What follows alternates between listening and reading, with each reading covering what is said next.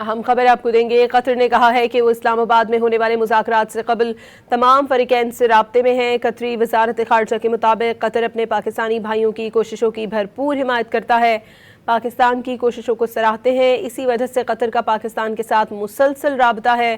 तर्जुमान कतरी वज़ारत ख़ारजा के मुताबिक कतर सिफारती सतह पर मुख्तलिफ ममालिक के साथ मुसलसल राबता रखे हुए है ताकि मुज़ाकरात को आगे बढ़ाया जा सके। कतर का मानना है कि सालिसी सिर्फ उस वक्त मौसर साबित होती है जब वो फरीकैन को किसी सियासी हल की तरफ ले जाने में मदद दे। तर्जुमान मजीद अंसारी के मुताबिक कतर मुज़ाकरात की नाकामी के बारे में बिल्कुल बात नहीं करना चाहते।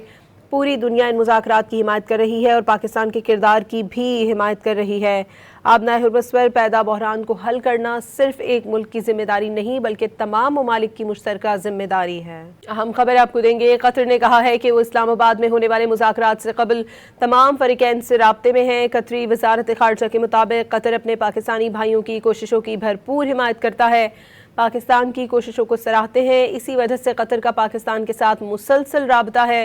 तर्जुमान कतरी वज़ारत ख़ारजा के मुताबिक कतर सिफारती सतह पर मुख्तलिफ ममालिक के साथ मुसलसल राबता रखे हुए है ताकि मुज़ाकरात को आगे बढ़ाया जा सके। कतर का मानना है कि सालिसी सिर्फ उस वक्त मौसर साबित होती है जब वो फरीकैन को किसी सियासी हल की तरफ ले जाने में मदद दे। तर्जुमान मजीद अंसारी के मुताबिक कतर मुज़ाकरात की नाकामी के बारे में बिल्कुल बात नहीं करना चाहते। पूरी दुनिया इन मुज़ाकरात की हिमायत कर रही है और पाकिस्तान के किरदार की भी हिमायत कर रही है।